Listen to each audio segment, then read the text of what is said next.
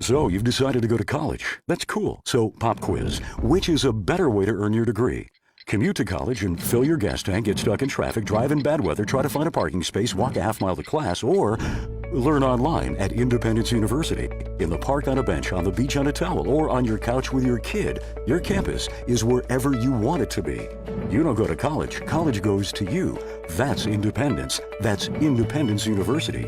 You schedule classes around your schedule, and all your supplies, including a brand new laptop and tablet, are included with tuition.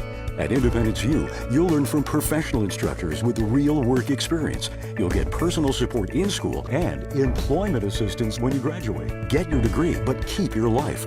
That's independence. That's Independence University. So if you're really smart, you'd call now. Call 1-800-981-8940. Independence U for an independent you. Call 1-800-981-8940. TennCare's new diaper benefit helps our youngest members and their families stay healthy and happy. If your child is younger than 2 and has TennCare or Cover Kids, they can get up to 100 diapers every month at no cost. To get diapers, visit a participating pharmacy. You don't need a prescription. Just show your child's pharmacy card at the counter. For newborns without a card, you can use the parent's pharmacy card. The pharmacy staff will check to see if you qualify and help you get up to 100 diapers for a month. TennCare will cover a variety of diaper brands and sizes to meet your child's needs. You can find a list of covered brands on the TennCare diaper webpage. Diapers are available at Mike's Pharmacy, located at 740 Main Street in Tracy City. That's Mike's Pharmacy, 592-9190. Piggly Wiggly, a supermarket chain since 1916, operates more than 600 locally owned stores, including the Monteagle location that now stocks the largest selection of fine wine, domestic and import beer in the area. Piggly Wiggly's farm fresh fruit is a sweet deal at everyday low prices. Piggly Wiggly stocks carefully selected, always fresh vegetables from the common to the unusual. All of the organic products we sell meet strict USDA guidelines. The Pig has a large meat department that to this date custom cuts and wraps its pork, chicken, and Certified Angus beef to your request. Certified Angus beef brand is a cut above USDA Prime Choice and Select. With a large dairy selection of fresh milk and cheese products and your favorite drink products, you will never go home thirsty from the Pig. Visit the Piggly Wiggly Deli and put in your order for an outstanding selection of cheeses, salads, and deli meat products from Boar's Head brand and more. Be sure to check out our weekly special circular for great deals. That's the Piggly Wiggly of Monteagle, Tennessee. It is it today Wednesday? I think. It's election season. We're on our campaign segments. Our last one will be Friday when early voting starts. Exciting. We've had Kelly here during the primary. Every candidate for each primary gets a slot. So this is Kelly's general election slot. Kelly Gibbs is running for the Grundy County Register of Deeds. Right. Gosh, I can't even believe it's here. He has chosen, we have 2 sets of questions that are out there, and he has already done the first selection in the primary. You did the other ones. Correct. I did those in the primary. So we've kind of gone into the other questions that are kind of the same but different, and that's what we're going to do today. All right, sounds good. All right. Let's go. First tell us a little bit about yourself, and then what is your experience related to the job you are seeking? So my name is Kelly Gibbs. I am a lifelong resident of Grundy County. I've lived in Grootly Logger my whole life. My parents are Keith Gibbs and Janie Lane, both of Grootly Logger. I graduated Grundy County High School in 1998, and I've been here ever since. So that's a little bit about me. I go to Mount Etta Free Will Baptist Church. I'm very proud of my church and my church family. I'm married to Lisa Gibbs, and we have an 8-year-old. He just turned 8, little Caden. If you've seen me out campaigning, he's been with me a lot, with me all day yesterday. And as for my experience that's related to this job, boy, Iva, that's a lot. It kind of fell in place that way. And so before I get into that experience, I'd like to talk a little bit about what the Register of Deeds office actually does. Because if we talk about that a little bit, then it'll make sense as to what I'm saying when I say I have a lot of experience pertaining to that job. So the Register of Deeds office handles all the county's legal documents. I know in the title Register of Deeds, deeds is obviously the main thing that the office handles, but it handles things other than that. It handles wills, it handles veterans papers, it works with banks and mortgage companies, and handles other legal documents as they pertain to land. So when you go into the Register of Deeds office, you have the main front there where the desks are. But then if you go just beyond that, what you're going to see is a huge vault. And inside that vault, I guess that vault's as big as this room. And inside that vault, you're going to see just dozens and dozens and dozens of books. And what those books record is every transaction, every property transaction since we became a county back in the 1840s. And so, in order to be a good Register of Deeds, you have to be somebody who is very well versed in historical documents, because I've been a teacher at Grundy County High School for 20 years. I've taught history and government there. I've taught for Chattanooga State, taught them history for the last 15 years. And I have a couple graduate degrees in history, one from Austin Peay State University, one from Lee University. And I bring all that in because in your question, you want to know what from my past experience qualifies me to run for this job. Well, let's say that you want to buy a piece of property, okay? The first thing you're going to do when you go to buy a piece of property is you're going to hire an attorney to do a title search. That attorney is going to come to the Register of Deeds office. And then with the Register of Deeds, we're going to work with that attorney, and we are going to look at the property that Miss Iva wants to buy, and we're going to follow that property back as far as we possibly can in those historical records, and we're going to make sure that somebody can't lay claim to your property, that you have a clear deed, you have a clear chain of title there, and we're going to make sure that when you buy that property, you can be assured that nobody's going to be able to lay claim to it. Now, the reason I mentioned the degrees I have in history is when I was working on those degrees, the whole time you are accessing historical records, you're looking at historical records, you're trying to interpret what those historical records are saying. For instance, I can remember working on a case one time in college, and I was researching some local history, and the man that I was looking at, his last name was Lane. Well, when you start going back into the historical records, he spelled his name Layne, but then you go back and he's referred to as Mr. Lane, Mr. Lane. And then he's also referred to as Mr. Lain, Mr. Lane. And what you find out is a lot of people back in the 1800s, a lot of people weren't able to read or write. So they would spell their name the way it sounded. If you look at the census records, the census takers would spell those names the way they sounded. So when you go into the registrar's office and you go into those catalogs of just decades and decades of historical records, you have to try to interpret and figure out just exactly what it is they're saying or who they're referring to. So, like I said, I have 2 graduate degrees in history. I have a bachelor's in political science and government. I have 20 years teaching history at the high school level. I have 15 years teaching history at the college level. That strong historical background, I really feel like qualifies me to run for this position. And that's not even to mention the time that I spent as mayor of the city of Grundy-Logger, or the time I've spent on the county commission. All these past experiences, I can bring those to the table when working for this job. And I think that's the things that qualify me to run. All right. All right. What are your goals related to? Okay, so Miss Iva, I've watched some of the interviews that you've had with some of the other candidates, and this is going to sound a little redundant if you people have been watching, if everybody's been watching, but I want to make the Register of Deeds office the greatest Register of Deeds office in the entire country. I know I've heard candidates say that about other positions, but I truly want to make it the best office.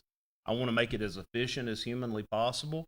I want to go and look at other offices, other registrars' offices around, and see maybe some of the things they do in their day-to-day work, and see if there's anything we can adopt to make our office better. We have a good Register of Deeds office now. I'm not saying that. It's a great office.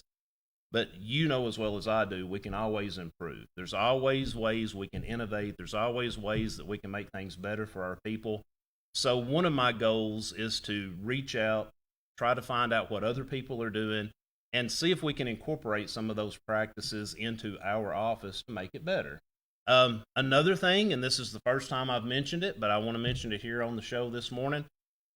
I really believe with the county acquiring the armory, there's lots of space, there's lots of business space, lots of offices. What I would really like to see is I would like to work with the county commission, I'd like to work with the mayor, and I'd like to see if it is possible to open a satellite office of the Register of Deeds office for maybe 1 or 2 days a week. I know it wouldn't be feasible to open it 5 days a week, but if we could come up with the funding, if we could make this process work, just to open up a satellite office where people from Tracy City, Monteagle, Valley Home, Pelham Valley, it would be an incredibly huge asset to people on the south end of the county if they could drive to the armory 1 or 2 days a week and do the business that they would normally have to drive all the way to Altamont for. Now, I'm not going to promise that it'll work. I've thought about it, and I know there's going to be some issues. We've got to make sure that everything's secure. Unfortunately, we live in a world where cybersecurity is a huge issue, so we'd have to make sure that we could make sure our lines were hardwired, that there was no possibility of any kind of theft of property electronically or anything. But I really believe that it is totally possible to open up a branch office of the Register of Deeds office in the armory that the county now owns. And that's something that I would love to do. If the people elect me, if I'm blessed with this job, I'm going to do everything I possibly can in the first 4 years to try to open a satellite office of the Register of Deeds office, at least for a day or two a week at the armory, if we can make it work security-wise. So that is a goal of mine. That's the first time I've mentioned that, but I want to make sure that everybody knows that is a goal. I won't lie. That would be super cool. Yeah, thank you. All right. Next question. What leadership positions have you held? How long is this interview? So as far as leadership positions, in 2004, I ran for the Grundy City Council as an alderman, and I was elected, and I was 24. I was one of the youngest aldermen, maybe the youngest alderman. I don't know. Rick Rulin might have beat me by a year or two, but I don't know. But I was one of the youngest aldermen the city had ever elected. Immediately, they appointed me vice mayor, which made me one of the youngest vice mayors the city of Grundy ever had at 24. And then after I had done that for 8 years, I ran for mayor of Grundy and served as mayor for 8 years. And so, that's one place that I truly learned. I learned what it was to be a leader. I learned the challenges that come with leadership. And from there, I got elected to the county commission. I've been on the Budget and Finance Committee for 8 years, where we look into the county budget of not just the Register of Deeds office, but every department inside the county, whether it be the Sheriff's Department, the Highway Department, Register of Deeds, whatever. We look at those budgets, and we try to find out what's necessary. We want to fund those offices so that the officers can do a good job, but at the same time, we've got to be careful with the county's money as well. So that's a leadership role. I mentioned that I've been a history teacher at Grundy County High School for 20 years. During that time, I have been on the leadership committee. Now, a lot of people don't know what that is unless you're in the school system, but basically the principal will pick out 7 or 8 teachers, guidance counselors, different people in the school. And when the state comes in with some new law or some new mandate and they say, here, Grundy County High School, here's what you're going to do, the principal will assemble her leadership team together, and we sit around a table just like this one, and we just hash out ideas on what we think is the best response to whatever it is the state wants. We develop plans. We also create the school improvement plan every year, where we sit down and we look at goals and objectives, things that we would like to see improve, things that we would like to work on. And then as a leadership team, we develop how we're going to attack those things. So I don't know, I could go on for a long time about leadership positions because I've been doing it since 2004. One other thing I would like to mention is that In 1999, I joined the Grootly Logger Volunteer Fire Department. And for roughly 23 years, I was the assistant fire chief there. And that's a different type of leadership. That's a type of leadership that when the call goes out, it's always an important one. You know, it may be a car wreck, it may be a house fire, it could be somebody's cat stuck in a tree. Who knows what's going to come in? But most of the decisions you make from that role, that leadership role, are under intense stress. And the decisions you make could literally be the difference in life or death, someone losing their home or not. So I've had a variety of leadership experiences that we could talk about, but I hope that answers that question for you and the viewers, but we could go on. I do. I've always been impressed. All right. So anyway, well, here we go. Do you have an experience working as a team? Okay. So I'm glad we have that question, because this experience as a team and the leadership question, they actually work hand in hand. And one thing that I learned when I was the vice mayor, like I said, I was vice mayor of Grootly for 8 years. So I actually served under 2 separate mayors. So I had 8 years to watch those mayors. I saw the things that they did well. I saw the things that needed improved upon. And one thing that I learned, and it's always stayed with me ever since I was very young, is that as a leader, you are only as good as the people you have around you. You are only as good as the team you work with every day. So when I became mayor of Grootly, I tried to hire people that I knew were competent. I tried to hire people that I knew were qualified. But most importantly, I tried to hire people that I knew were passionate about wanting to improve my community. And we would bring people in as employees. I would sit down with the city council and I'd say, okay, guys, we're all in here for the next 4 years. Let's develop a 1-year plan. Let's develop a 5-year plan. Let's develop a 10-year plan. What are your priorities? What would you like to see done in our community over the next 4 years? And, you know, we would get input from everybody at the table, whether it was the city council members, whether it was the city employees, whether it was the volunteer firemen, because we're all part of the same community. We're all vested in that community, and we all want to see that community improve. So as a team, I guess as the mayor, I was kind of the facilitator of a team. And once we got everybody on board and once we knew what everybody wanted to accomplish, we would set out small objectives to achieve those goals. So as mayor, I was part of a team. On the county commission, I am part of a team. We're all working together to try to make Grundy County the best it can be. I know we just opened up Miracle on the Mountain just a few days ago. You would not believe the amount of blood, sweat, tears, prayers that went into that park. But we all worked as a team. The county commission worked with the mayor. We worked with the citizens. We worked as a team, and we were able, through the grace of God, to pull off one of the greatest things that's ever came to this county. It's been such a unifying experience to see people out there at that park talking and seeing kids playing together and stuff.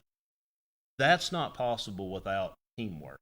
I'm telling you, that's incredible teamwork. There's a lot of stuff that goes on behind the scenes.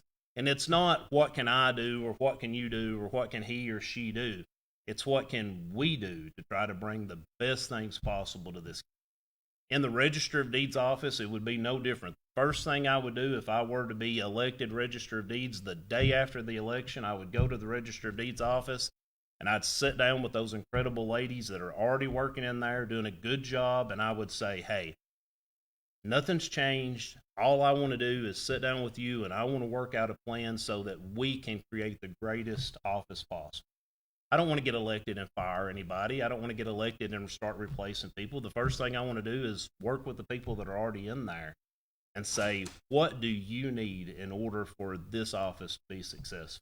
And then I want to work every day as a team member with the people already there and try to make that office as good as possible. So I hope that answered that question. That's a great answer. Okay. I got a little teary-eyed because the Miracle on the Mountain, no one knows how long. Oh, yeah. And the efforts that took against all odds. Well, see, Iva, I was there at the high school with Miss Audrey. She was the librarian at the high school. And she told some of us about her dream to have a park where children with disabilities could play with children without disabilities. And it was such a wonderful idea. And Miss Audrey and her husband and a handful of people, they worked really hard. But then, unfortunately, we know Miss Audrey got sick, and it broke our hearts when Miss Audrey passed away. But I'm glad to know that that dream didn't die. And I'm glad to know that Mayor Brady picked up that dream and took it to the county commission and said, we need to do this. It's what's right for our people. And the county commission got on board, and I can tell you from day one, they told the mayor, they're like, look, spare no expense, whatever it takes to make this park one of the best parks in the country. We want that for our people. And that's how that came about. So, well, it is kind of funny seeing people, well, if Grundy can do it, why can't we have this? I'm like, it feels good to be on that end. Gosh, Yes, does. it sure does. It sure does. So I thank you so much. All right, moving on. I'm so sorry. I get That's excited okay. about that. Oh gosh, this is a good question. What prepares you for the beating you will take from the public? How will you handle folks who disagree with you? So I'm going to tell you, I've been in the public eye since 2004, and I'm no stranger to getting beat up. Okay, I'm not. But I will tell you this. Something I learned, again, from my time as mayor of Grootly. I got to watch those other mayors, and I got to see the way they dealt with conflicts. I got to see the way they dealt with things. And one thing that I learned early on is that 99% of the disagreements you see in public or on social media or whatever, 99% are miscommunication. 99% could be totally avoided if you knew there was a problem and you went straight to that person and looked them in the eye and said, look, okay, I understand that there's a miscommunication here. Let's figure it out. I'll give you a great example. A few years ago, we were working on the county budget, and it was going to be necessary to cut a few things. And the local paper was there. I have nothing against the local paper, but they were there. This has been a few years ago. And I had made a comment in a county commission meeting. I said, yeah, we have to tighten our belt, and we may have to shave a few things here or there, but there's no possible way that we can cut Mountaintop. There's no possible way we can cut the free clinic, And the Herald ran my comment as I had said it. Well, I get home, and I'm being blasted on social media. This lady is like, oh, Commissioner Gibbs says that we've got to cut Mountaintop. We've got to cut the free clinic. So I just called her up and I said, okay, where did you hear this? And she's like, well, I watched the commission meeting. It was recorded. I saw it in the paper. And I said, do you still have your Grundy County Herald? And she's like, yeah. And I said, well, I've still got mine too. Let's turn to page 1 and let's read together. So we read together. Commissioner Gibbs said that we do have to tighten our belt. We do have to cut the budget, but there is no way we can cut programs like Mountaintop or the free clinic. And she's like, oh, I misread that. I said, well, I just wanted to make sure you understand that I'm not trying to cut these programs. And that's all it took was a simple phone call. But you are going to have people that misunderstand. You are going to have people that don't agree with you. And that's okay. We live in America. You can have your opinion. I can have mine. And you don't have to see it my way. But President Reagan said it the best when Reagan said, we can get more accomplished when we talk to each other rather than talk about each other. And that's the way I try to handle those things. I try to go to the source and I try to say, okay, I understand there's a problem. I understand there's an issue. Let's talk it out. And maybe at the end of the conversation, we do get together on the same page. Maybe we still disagree, but that's okay. At least you know where I'm coming from and I know where you're coming from. And not to beat a dead horse, but just one more example. You cannot please 100% of the people 100% of the time. And I learned this when I was mayor. There was a particular road in the city. It had a lot of potholes in it. It was a bad road. I admit it was a bad road, and people were complaining, oh, this road is horrible. I remember one guy even saying you could lose an SUV in one of the potholes. Now, I don't know if it was quite that bad, but it was bad. So we worked with the road superintendent at the time. We were able to get a state street aid grant where the road superintendent and the county paid for the repair of part of this road, and the city of Grootly paid for the other part of the repair. And we got the road fixed, and it was nice, and it had the nice, pretty yellow lines and white lines on it. And it wasn't a week until somebody was like, well, I don't know why they fixed this road so well. This is an airstrip. You could land an airplane here. People are flying on this road. And at that point, I'm like, look, you've got to do what you think is right. You're never going to satisfy 100% of the people all the time. And so when something like that comes up, The first thing I do is I pray about it. I think about all the possible options. If there's someone you can get advice from, I go to that person and say, look, how would you handle this? And then I do what I think is right. And once I've went through those steps, once I've prayed about it, once I've thought about it, once I've looked at it from every possible angle, I make the decision and we go. And I just hope it's the right decision, but you cannot satisfy 100% of the people all.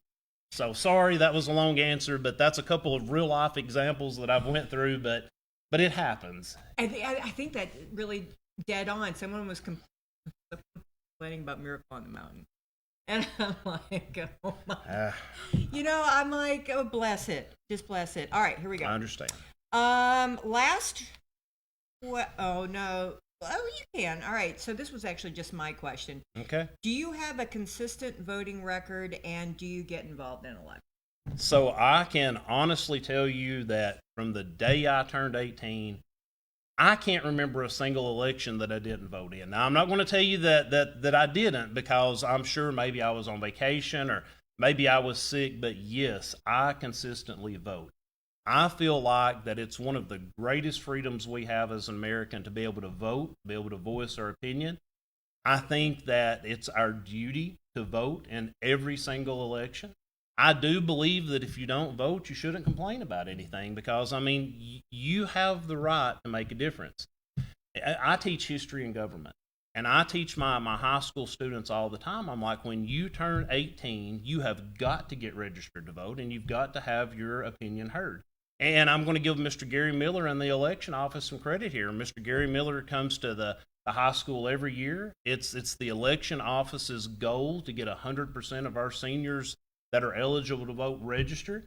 We've won the Ann Dallas Dudley Award for several years, which, Miss Ann Dallas Dudley was a suffragette that fought for women's suffrage and women's right to vote. And I'm very proud that our election office comes in and stresses what we're stressing in the classroom about the importance of voting. So yes, I get involved in elections. Yes, I vote every possible time that I have the opportunity. I remember when Miss Basham was over the election office. I was in high school, and she came out and she was recruiting students to work the local elections. And so I thought, well, this could be cool. I'm going to try. So I started working the elections under Miss Donna Basham. And every election I could work, I volunteered to work it, because I really enjoyed seeing the process. I enjoyed meeting the people as they come in. And now it's my pleasure as a teacher to encourage my students. I'm like, hey guys, I did this when I was in high school and I never regretted it. I loved working these elections, and you will too. And a student that's willing to work the elections is a student that's willing to vote in the elections as well. So yes, I'm very active in the elections. I vote every chance I get, and I have ever since I've turned 18. So yes, very active. You are one of those children. I have a feeling Caden will be too. I half expect him to be president of the United States. Well, maybe.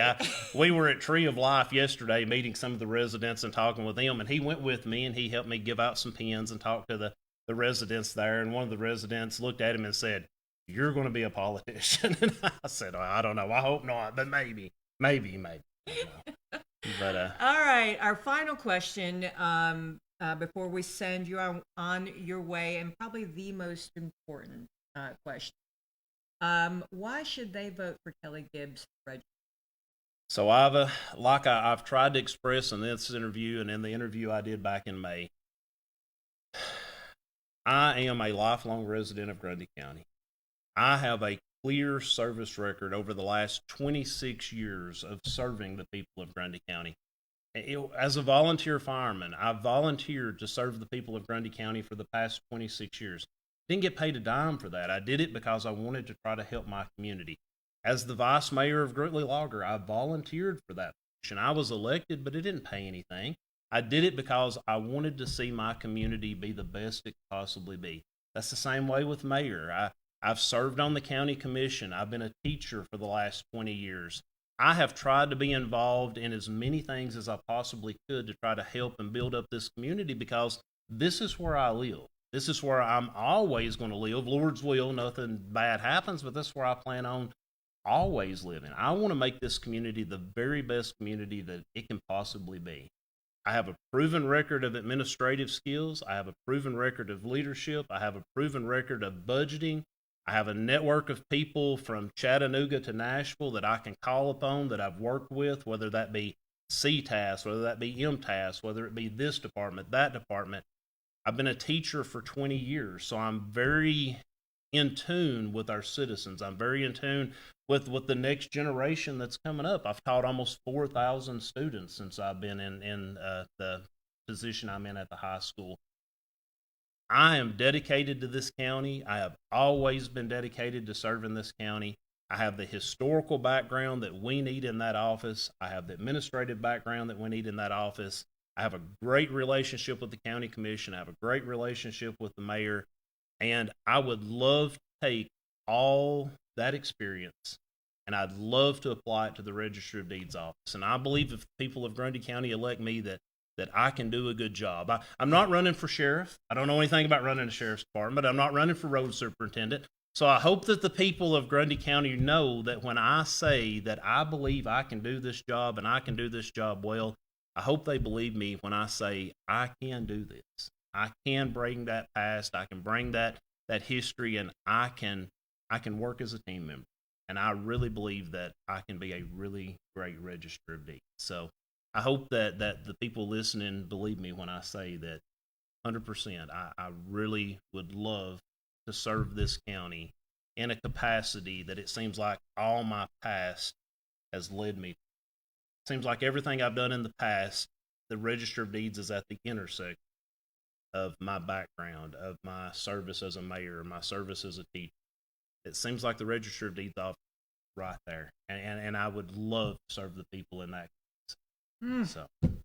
Right. Where can they find out more information about Kelly Gibbs and when is voting?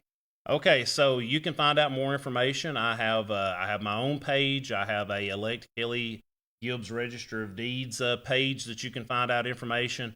I am all over this county. It's very easy to find me. You're more than welcome to contact me. And of course, early voting starts this Friday. And you can vote at Plainview Community Center or you can vote at the Scruggs Building in Altamont. The election office has made it very convenient. And so I have the hours of early voting on my page. Anybody can look at it. I know a lot of the candidates have shared the early voting dates and hours, so it's on there. But you can go vote Monday through Saturday, early voting. And then, of course, the big election day is August the 6th. So that's the day we're all working toward. It'll be interesting with the new security at the courthouse. I've heard that they're moving it over into the court, the outside of and there's been a variety of different plans. I don't know exactly what's going to happen, but I mean, I'm proud of the security that's in place at the courthouse. We've needed to have that for time, and so you go to the courthouse, say hello to Les. 90% of the time, that's who's there. So, all right. He's a good guy. He's a good guy. I am going to send Kelly out to spread joy and sunshine. We're going to go on a quick break. Thank our sponsors because we love them, and we've got another candidate interview in the wings. So just grab some coffee, come on back. We'll see you in a minute. As always, thanks for watching Morning on the Mountain.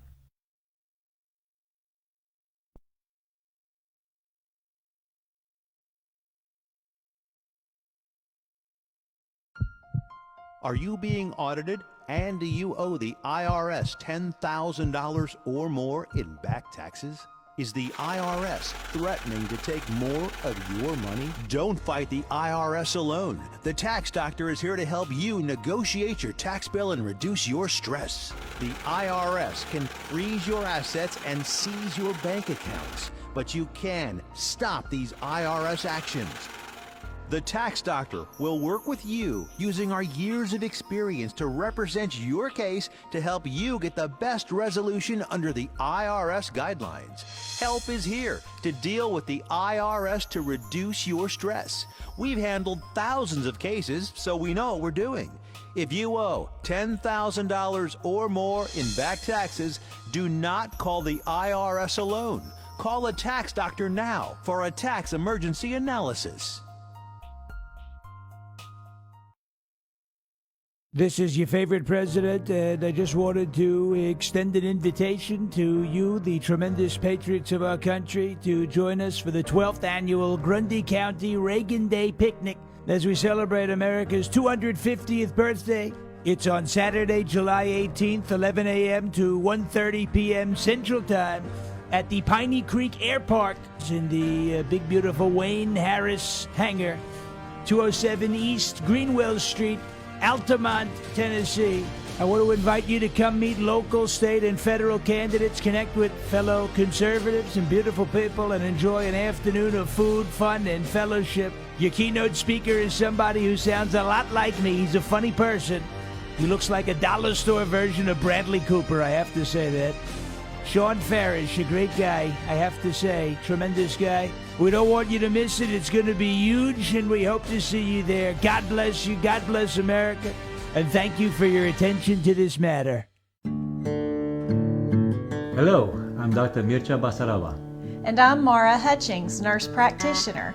Welcome to Southern Tennessee Cardiology. Do your legs swell, ache, and feel heavy after a long day? Or do your calves cramp up when you climb stairs? You could have a circulation problem. Here at Southern Tennessee Cardiology, we specialize in diagnosing and treating disease in both arteries and veins. With on-site ultrasound and an in-office procedure room, we will have your legs feeling great in no time.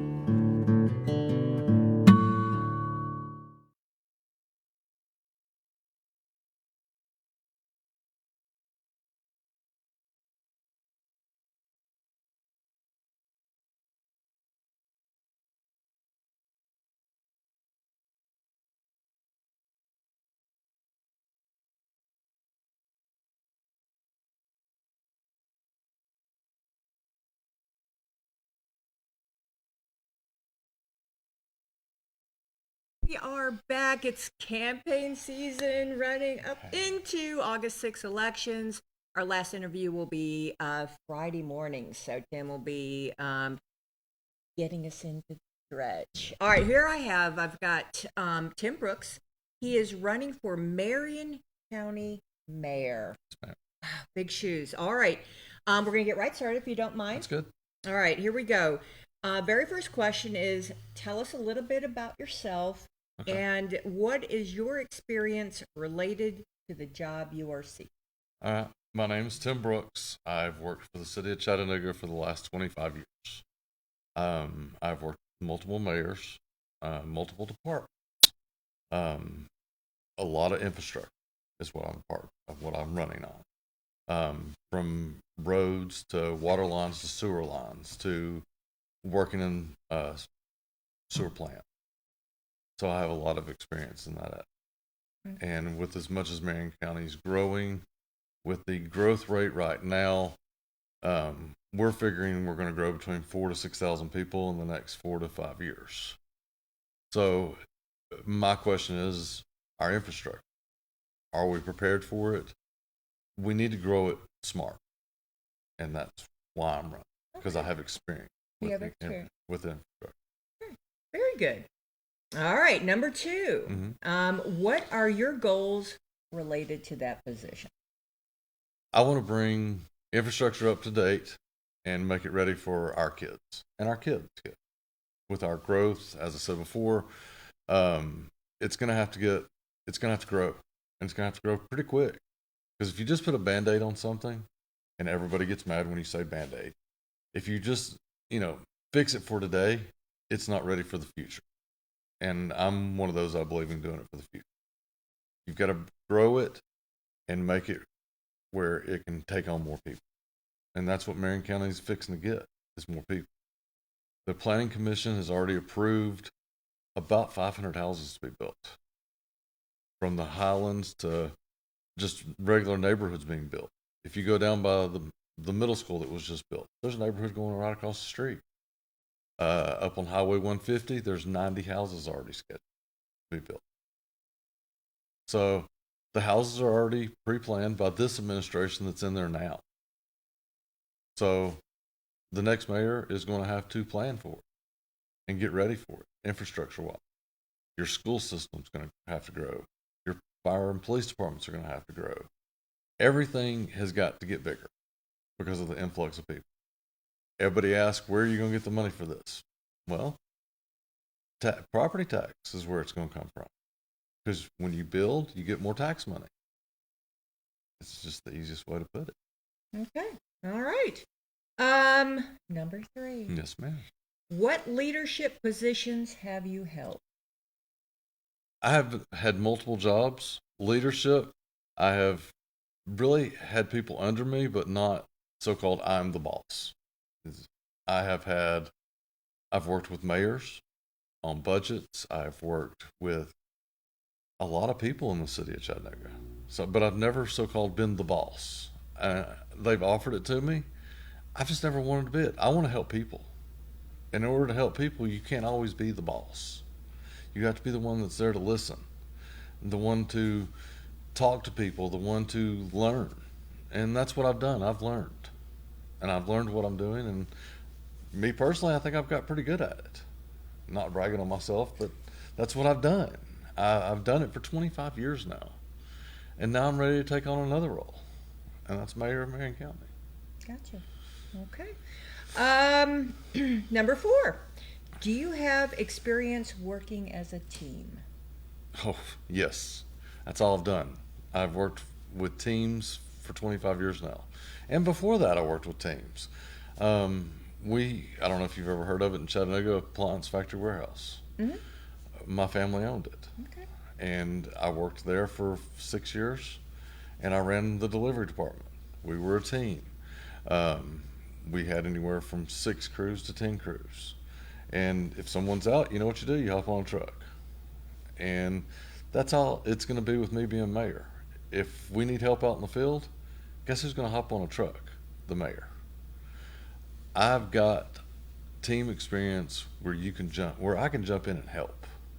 And that's what it's all about, being able to jump in and help where you need it. And, you got to work with your commissioners. You got to work with the people. You got to work with everybody. We're all going to be one big team, is what it amounts to. And yes, I can work with the team. Okay, thank you. This is my favorite question. Number 5, what prepares you for the beating you will take from the public? How will you handle folks who disagree with you? Yeah, everybody disagrees with everybody all the time. You have to learn how to say thank you. And how to just say, everybody's got an opinion. Because we all have opinions. You have an opinion, I have an opinion. Whether they can meet in the middle, that's another story. But I figured out through this campaign, and you can look on my Facebook page, when I first started, I would argue with you a little bit. And I'd come back with a question. Now, I'm just to the point, I just say, thank y'all, I appreciate it. I mean, you get people that say, I'm not going to vote for you. Well, thank you for your comment, and thank you for letting me know. And believe it or not, I have been called a bully for saying thank you, which I don't understand. I mean, have you ever been called a bully for saying thank you? So yes, it's been difficult because I have a backbone, and I think I ought to be able to stand up for myself. But I got told you're not supposed to do that when you're running a campaign.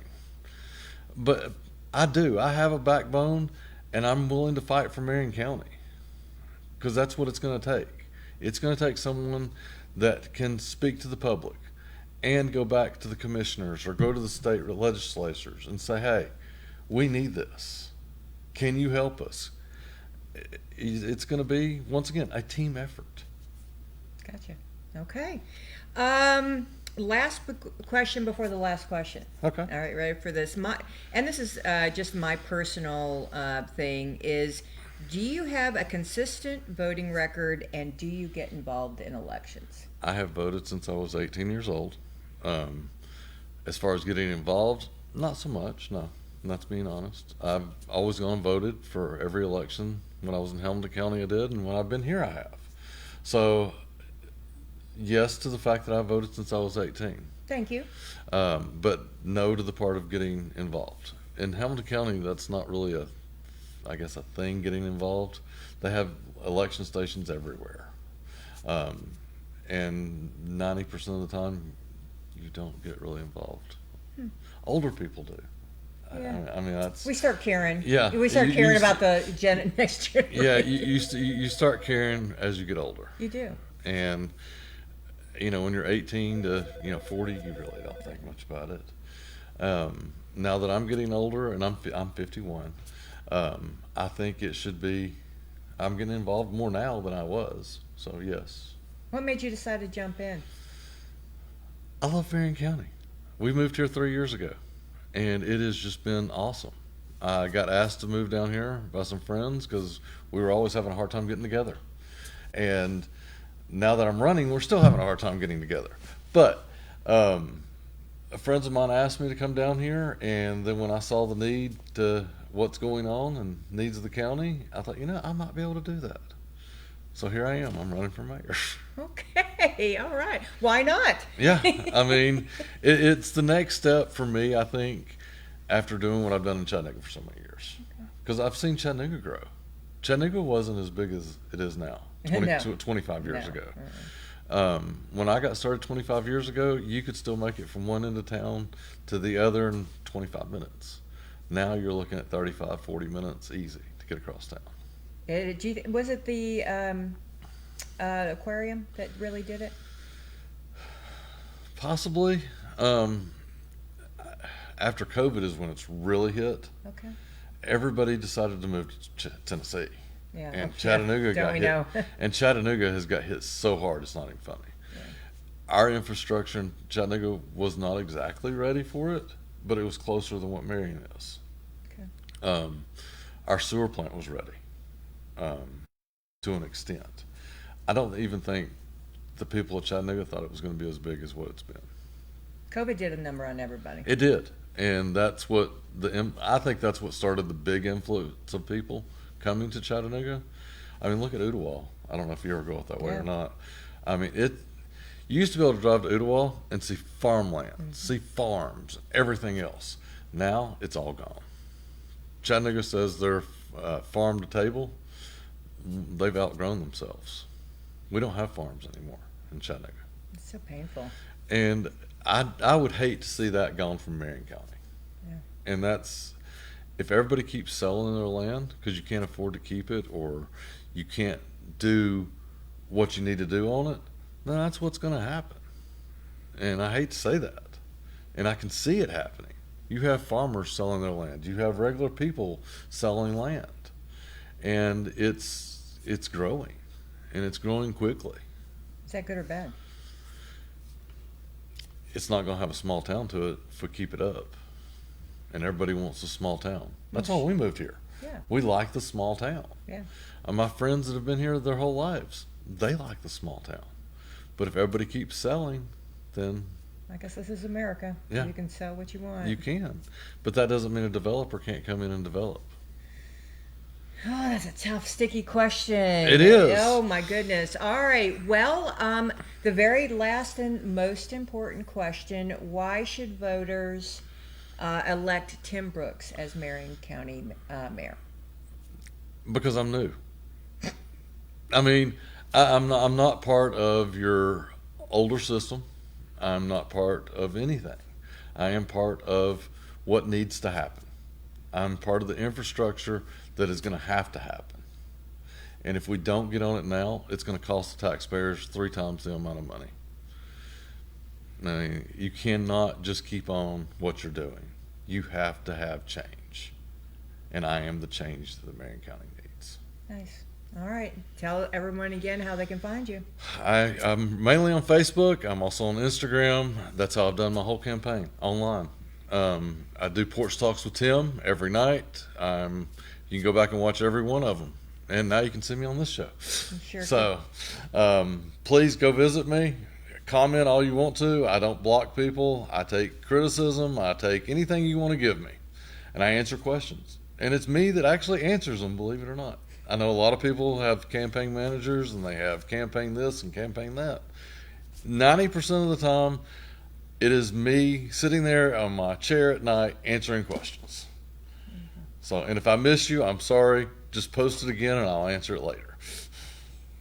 All right, and this is my really, swear to goodness, last. So, Marion County Monteagle is half in Marion Yes. County. I live in Monteagle. Yes. How are you going to show some love to Monteagle if elected? Every city, every town is going to get equal attention from me. I mean, I've heard, Whitwell is like the redheaded stepchild. We beat him on that one. Well, I'm just saying, this is what I've heard. I mean, everybody gets treated different. Monteagle, Whitwell, New Hope, you're all just as important. And I'm going to help the richest to the poorest, or the poorest to the richest, however you want to look at it. We're all Marion County people. We're all people. And, there is no difference to me between the top of the mountain to the valley. Everybody is a person. We're all Marion County people. Amen. If not elected, will you continue to help with infrastructure? If asked, yes. Because, if I don't win, I'm going to retire from the city of Chattanooga in a year. That's my plan. Good. I've got my time in. And if I'm asked to help, sure, let's come down here and work for somebody else to help. I don't see why not. But otherwise, it's not really a job to help. It's their decision, All right. Well, I'm going to send Mr. Tim out to spread joy and sunshine wherever he goes. We're going to take our last break, thank our sponsors because we love them, and we'll be right back. As always, thanks for watching Morning on the Mountain. I'll see you in a minute.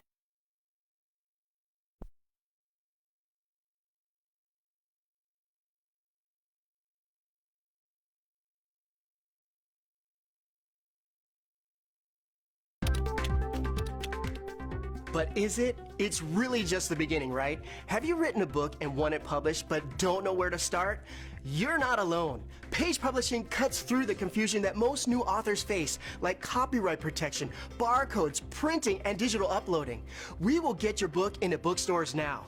We guide you through the publishing maze and help you distribute and sell your work in hard copy and ebook formats.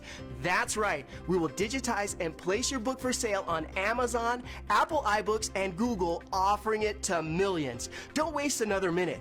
Most publishers won't even look at new author submissions, but we're different. We review your book and provide you feedback in about a week. If we decide to publish your book, your work ends and ours begins. From copy editing and proofing to typesetting and book cover art, our team gets you into bookstores fast. Call now for your free author submission kit at 866-204-0965. Tracy Clinic, located at 740 Main Street in Tracy City, specializes in family medicine. Nurse practitioner Devin Land Lampley is now seeing patients. Call today for an appointment at 592-4242. Open 9 a.m. to 4 p.m. Monday through Thursday. That's the Tracy Clinic, 592-4242.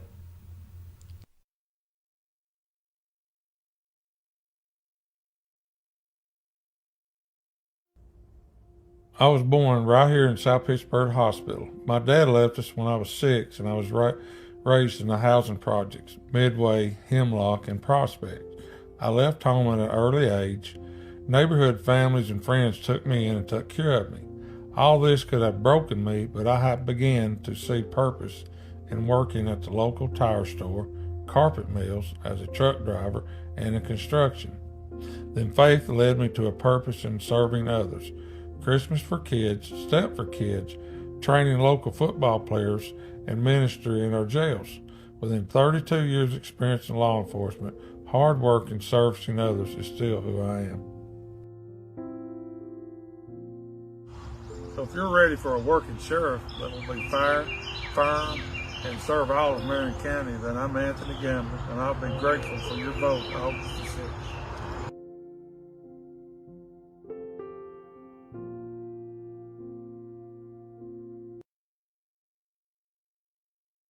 Hello, I am State Representative Paul Sherrill. I believe in the right to bear arms. I believe marriage is between a man and a woman, according to the Bible. I support our children, teachers, administrators, and all support staff within our educational system.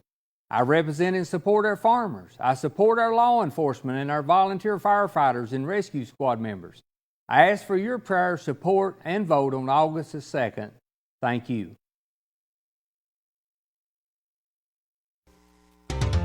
Sequatchie Valley Electric Cooperative is here to serve you in your business or in your home. Pay your electric bill in the comfort of your own home with SVEC's new online billing service. Wouldn't it be nice to know in advance how much to budget for your electric bill each month? Visit us at one of our convenient offices or go online to www.svalleyec.com. Sequatchie Valley Electric, providing electrical service to over 33,000 homes and businesses in all or portions of Bledsoe, Grundy, Marion, Sequatchie, Coffee, Hamilton, Ray, and Van Buren counties in Tennessee. SVEC, staying up with today and working for tomorrow.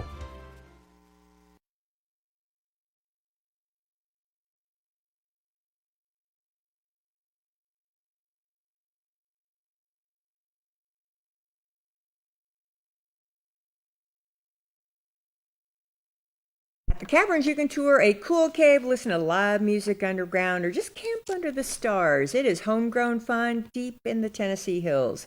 Check out what's going on at www.thecaverns.com, where the destination becomes a journey.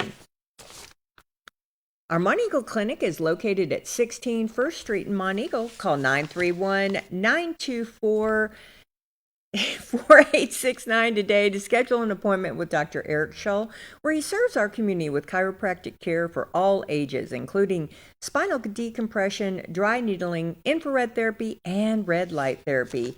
Most commercial insurances accepted. Step back in time at Trackside Restaurant, located at 327 Railroad Avenue in Tracy City. Open 7 days a week for breakfast, lunch, and dinner, Sunday family-style lunch, and a deck overlooking the creek. From burgers to pizza, there is something for everyone. Call 931-333-1004 today. I'm back. Okay.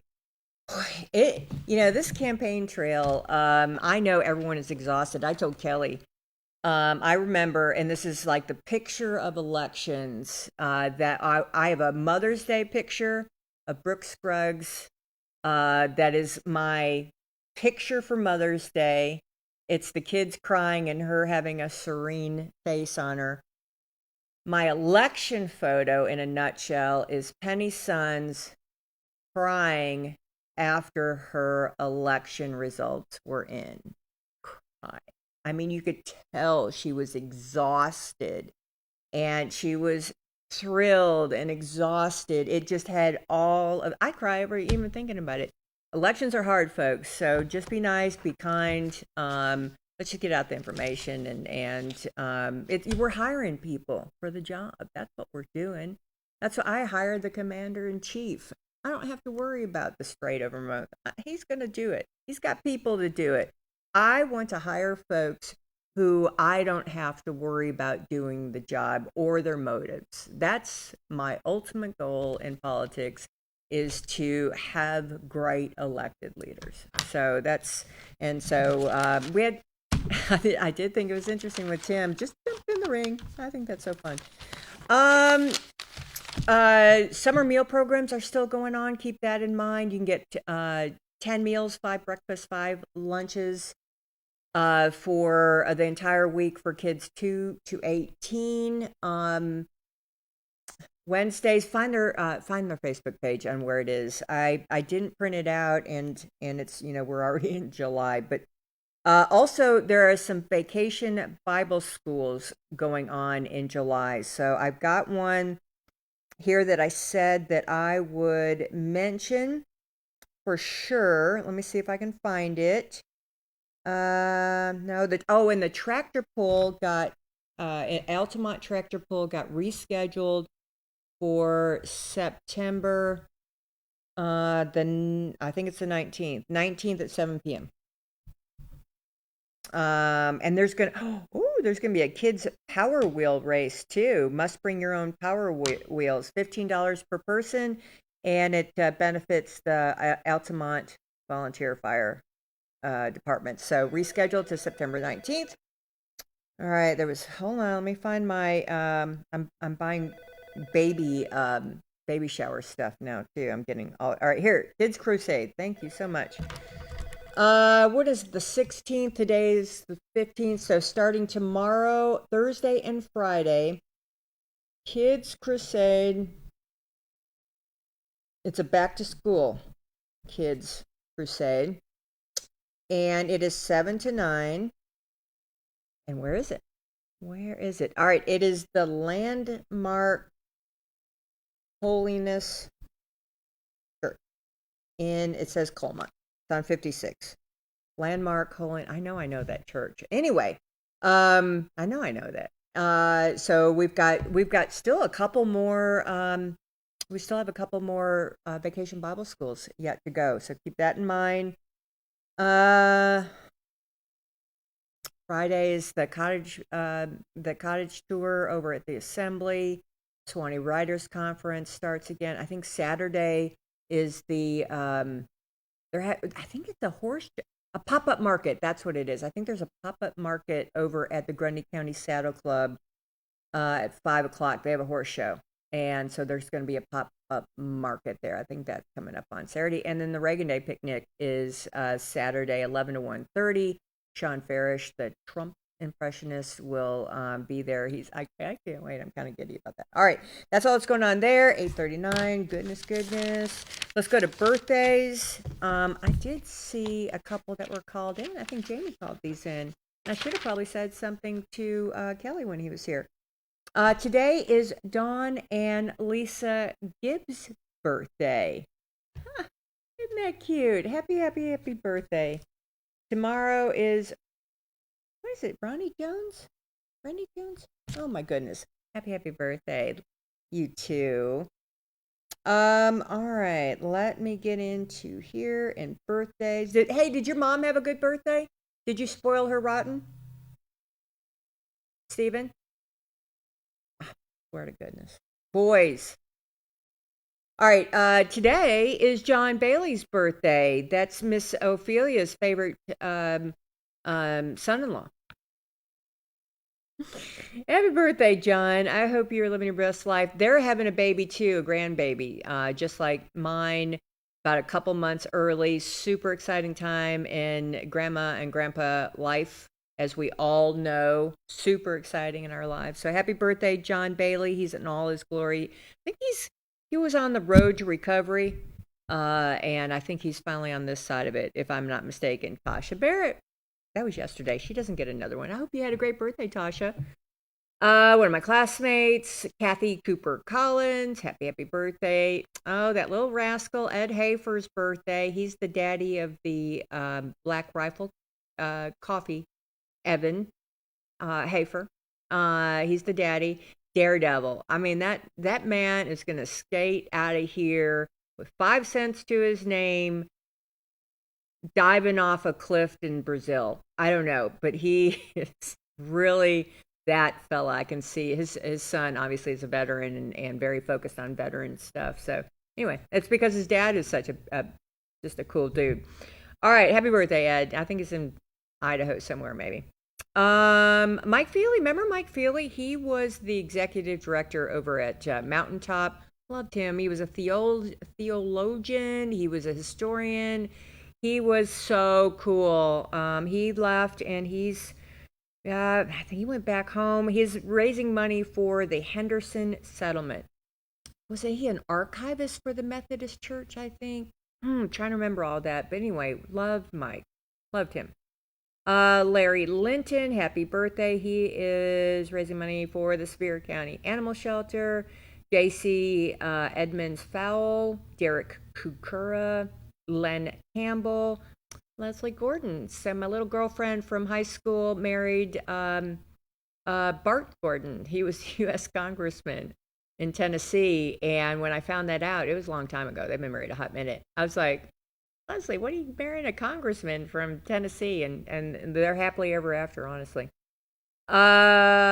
Edward Phillips, I've met him on the campaign trail before. I think he was a Ted Cruz guy, if I can remember correctly. Janet Stat Goddard, I think that's her name. Janet is the mama of the veteran who biked across America. Jeremy Stat biked across America. He was a football compadre with the fella who died over in Afghanistan. Oh, and he played for the Arizona big guy. He's now a doctor. He got his doctorate. And he was a Pro Bowler. Her son was he's huge. He's tall. And happy birthday to Greg Davis. Hope you have a fabulous, fabulous birthday. All right, let's go to the prayer list, and then we'll get to the phone calls. We got full phone lines. We don't have any 9 o'clock commitment, so we'll go as long as y'all want to talk. All right, let's continue to pray for William Dickerson, Doe, Charlie and Joy. So great to hear from them. Sue and Charlie. Carol Hamby, Big Ron, Ike Slatton, Jamie Hurt, all of the unspoken, all of them. Martha Ann, China, Louis Nolan, Danny Lusk. I haven't heard an update yet, and I guess that's probably good. He's just knitting up. He was a blessed man. That accident I heard was horrible. He's tough though. Let's see who else. Christy Campbell.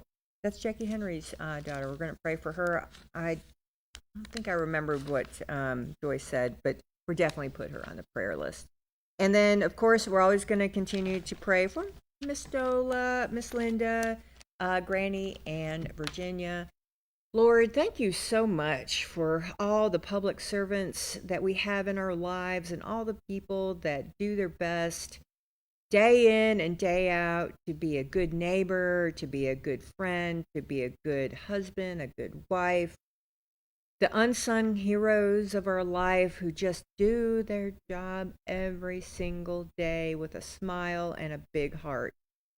You're so underrated, and I just want to make sure that you know we're just all so thankful for that you lay on their heart. If you don't mind, just an extra bit of love and light for the folks in our prayer list. You know their needs. They are truly very special, and just an extra bit of light and healing touch would be wonderful. We're so grateful for everything you do in our lives, especially your sacrifice of our only begotten Son.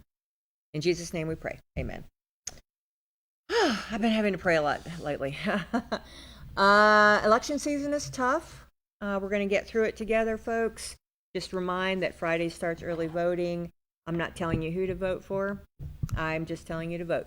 That's just all we can do, and then the rest is up to you in the ballot box. So go vote. Here we go. Morning. How are you, Michelle? Number one. What's up, Lily? Holding and just watching you. See what you into. Well, it's election season. I get to hear what folks want to do for our communities. It's always good. What'd you get into yesterday? It was like deciding to rain or it didn't rain. I mean, what was up with that? I don't know. I thought we might do something. I said we might do something today or this evening. So. Okay. Hey, how'd your blood work go? It's okay.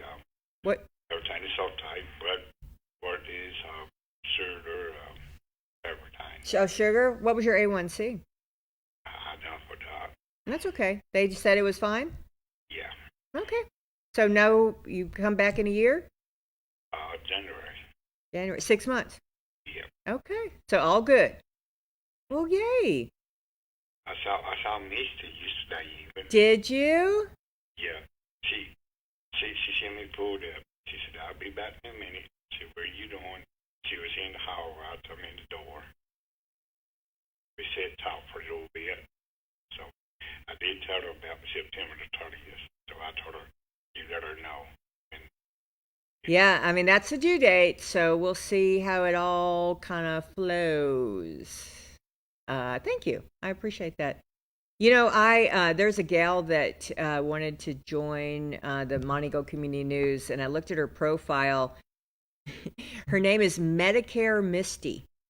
Oh. And I was laughing because I thought of our Misty, and I thought of Tim, so I texted the picture. Medicare, that's her name on Facebook, is Medicare Misty.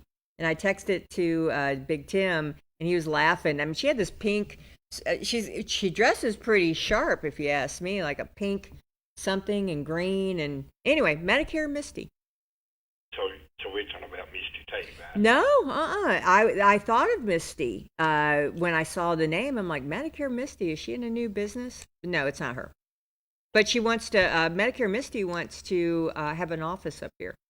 Oh. Whoever she is. Yeah, it's It's a different Misty, and we may have 2 Misties in one county. You never know. There's several around here named Misty. Is there several? Yeah, I guess there is. There's only one Misty, though, in my mind. Yeah, there's one married to Jerry Mays. Her name is Misty. Okay. So. And there's the little gal over at the Monteagle, the nursing home. Her name is Misty. So I guess you're right. I just think of one Misty. Yeah. Well, there is about, I don't know, maybe 6 or 7 people named Misty. Maybe. Remember when she came in? One of her first Halloween costumes. So I think her first day was around my birthday, if I remember correctly. And she dressed as a rain cloud, like she was Misty. Remember when she dressed? Remember all of her crazy Halloween costumes? Yeah. She was Misty, and her whole family was like there was a thunder cloud, and then there was a sunshine. Yeah. Okay. Anyway, that's what I thought of. Hey, did you see on Facebook the Halloween last year? Misty dressed up like devil or something. How about her? Oh, she was gorgeous. Yeah, her makeup was perfection. Yeah, I saw that. She's amazing. Yeah, she said, "Here, my job is right here." She said, "My job is in the fry, you know." She told him every detective, you know. She should be in theater. We need to put her in a theater production. All right, Lily. Anything I need to know before we head out? Well, I just put that folder. Put the four-wheeler back on. It's an 88 350 Honda. Yeah. It kind of works. It just needs some love. Well, I ain't put starter on that, no. Yeah. It's so whatever you could use that for. Lily is selling it 592-3216. Or they send it out to Winchester. We're telling how much it is right now. Oh, sure, yeah. All right. Well, I hope you have a fabulous day. Happy Wednesday. Okay. All right, buddy. Go ahead, rest. All right. I'll talk to you in the morning. All right. See you. Bye. Morning. Good morning. I have a birthday and anniversary. Oh, look at you. All right. When is it? Okay, the anniversary is the 18th. 18th. And who's it for? Glenn and Melinda Henley. Oh, is this Melinda? Yes, ma'am. Oh, how many years have y'all been hitched? 42. Oh, good gravy. What's the secret to success, Melinda? I ain't figured it out yet. All right, I've got your anniversary, and whose birthday's coming up? It's for Joni Marie Denny. Oh, we know Joni, baby. When's her birthday? The 19th. She's the 19th? No, this is her grandbaby. Oh, the junior, Joni baby junior. Yeah, she'll be 2. Oh, is she going to be 2? Oh, that is her pride and joy. Joni Jr. And she's going to be 2. Thanks, Melinda, for calling that in, girl. You want to register for some fabulous prizes? Sure. All right, let's do it. What's that number? 409-5638. 5638. Awesome. Know anything else? Anything else good, Melinda? What's the gossip on the street? I have no idea. I stay at home all the time. Good for you. Joni. Good for you. All right, girlfriend. Have a wonderful day. You too. Thanks for calling in. See you. Bye. Oh, little Joni Jr. Morning.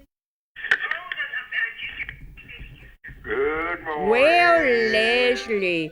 Hey, did I tell you the fancy thing that my car does? Have I tell you the most fascinating thing that my new car does? Oh. All right.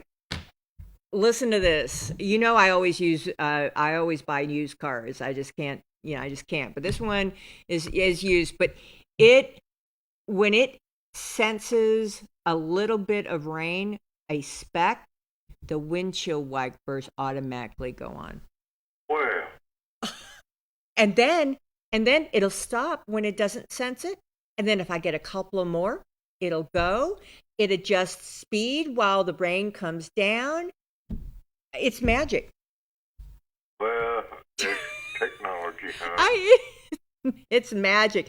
And it's an older, I want to say it's a 2012. And that technology in a German car is amazing. Yeah. I mean, that's amazing. So anyway, yeah, I'm fascinated by that. I'm Millie Cook. I don't even have to touch it. Well, that's great. I know.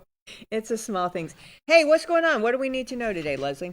Well, I was talking to Tim yesterday. That new insurance thing's coming out. He's going to be at Tracy's by the, he says he's going to try to. Is he? When did he schedule to come on? Do you remember, or did he say? He said somewhere in November or December. He said he didn't have nothing for you today. I mean, you didn't have him lined up for anything, so. I swear he booked something because there's new information that's coming out. I'll ask him because I sent him that picture of Medicare Misty. Yeah, there's new stuff coming out. People need to be aware of it because you could be forced to take an insurance that you don't want. Really? Because they put you on something that you, it will do you more harm than it will good. So he needs to come on and talk about it. Well, maybe you can get a hold of him down in Benson. But he is going to be up Monday. Is he going to be up Monday? Let me see what I got going on Monday. That's what he told me. He said he's going to be around. He's going to call me when he gets here because I got some stuff to talk to him about. Well, I've got a guest coming in on Monday, but he can come in afterwards and talk about it. A what? I've got a guest on Monday. That's the reason why he had set nothing up with you, is what he said. Well, he can come in afterwards. I mean, we're doing twofers for these election season. Surely we can do a twofer if we've got some major news coming up. Maybe set something up with him. Maybe I can. I always love seeing Tim, don't you? Yeah, he's all hard to get hold of here lately. He's a busy man. Oh, he's a busy man. He's moving and shaking and all that. I am incredibly thankful that he just still has time for us. Yeah. Right? I mean, all considering, I'm very thankful he still is us. Yeah, I enjoy talking to him. I trust him. Yeah. Right? That's a big thing. I trust him. I already got my change in, but he's going to look at what they sent me and see what. I had to call 10 Care Plus to get my information, get set up. But people are going to have to take letters seriously if they want. So everyone is getting a letter with the changes. Yeah, they should be. And when did you get your letter? Oh, it's been about 3 or 4 weeks ago or something like that. Okay, and the letter, what did it basically say? It just said it changed it. I can't remember exactly the wording. Sure, yeah, no, I get that. But I'm sure it's a lot of gobbledygook. You don't tell them what you prefer. They can put you on any kind of thing. So it's just Was it from the government? Yeah, it's from 10 Care. From 10 Care. Yeah. Yeah, I'm going to try to get him in. I mean, I remember you talking about it, and I remember him talking about it, wanting to come on and talk about it, if that makes any sense whatsoever. Yeah, well, he's going to call me when he gets here. Come out Monday, so. Yeah, I mean, okay. I'll ask Stephen, but I mean, we've been doing 2 for interviews for the campaign. Surely, I mean, if he's in town, let's grab him. Yeah. And it'll be later for him then. So he'll be in, like an 8:05, 8:10. So that's fine.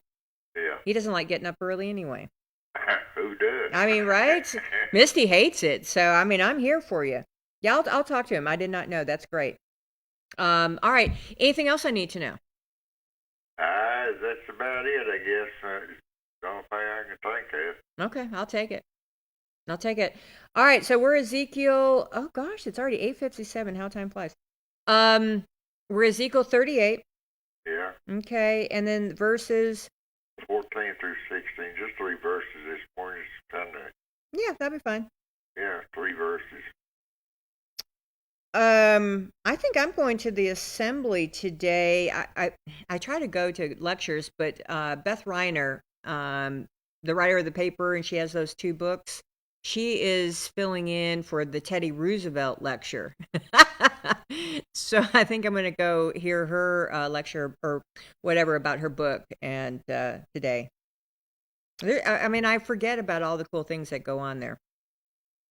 All right, so we're verses 14 through 16 reflections. I'm ready when you're ready. This Israel faces a powerful nation. Oh, yeah. Mm-hmm. Therefore, son of man, prophesy saying to God, thus saith the Lord God, in that day when my people of Israel dwelleth safely, shalt thou not know it. And thou shalt come from thy place out of the north part, thou and many people with thee, all of them riding upon horses, and great companies and a mighty army. And thou shalt come up against my people of Israel as a cloud to cover the land. It shall be in the latter days, I will bring them thee against my land, that the heathen may know thee when I shall be sanctified in thee, O God, before their eyes. So here's what I was telling you about the other day, where he's going to put a hook in their mouth and make them come against Israel so he can destroy them. It's the battle of Gog and Magog. Yeah. In the near time, in the times what he talked about it, in the latter days, it could be then, it could be any time, you know. And sure enough, there's people fighting against Israel. It's not the one. They got to come from the north, which is I don't know what that part around. Be Turkey and different others against Israel. Sure. So yeah, it's going to be maybe Jordan. I don't know. There's going to be people coming against Israel because God's going to draw them.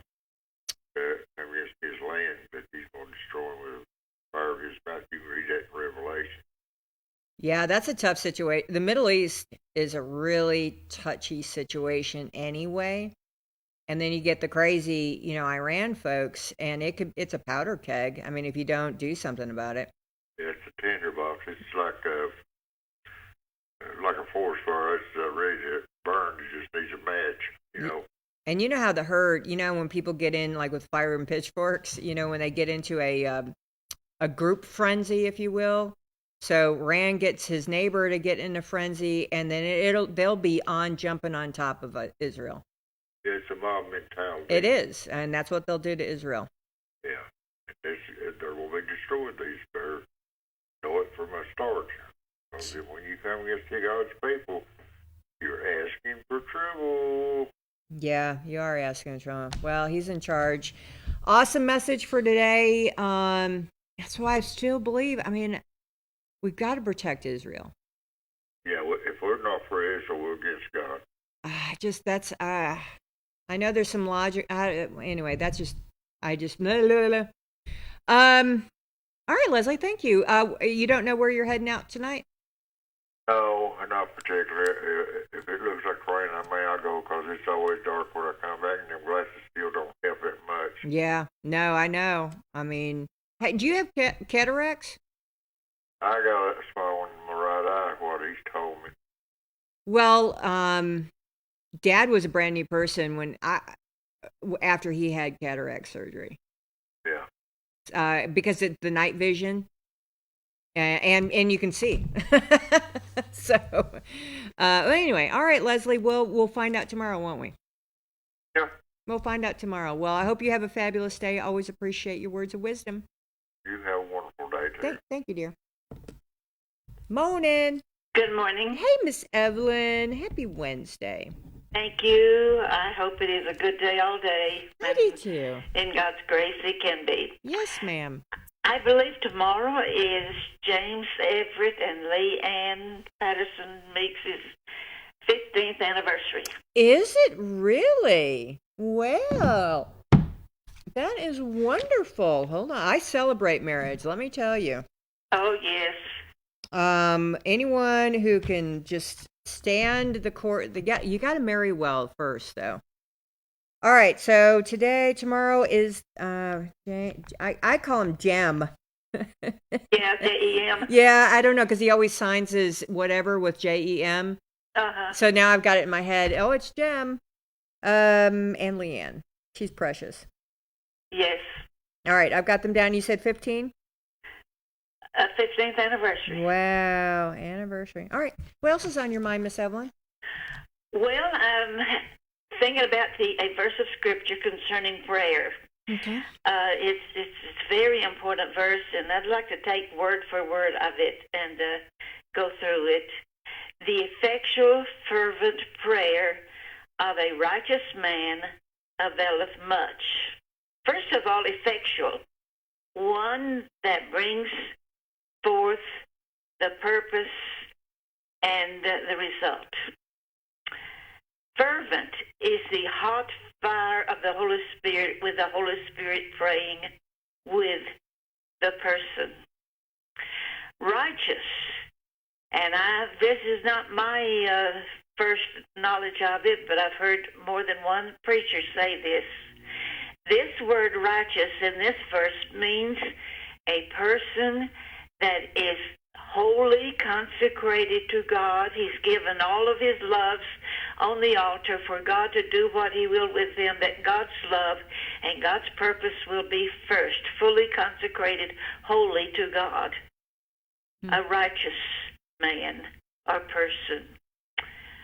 Availeth, one that really brings forth the result and the purpose of which the person is praying, for which he is praying.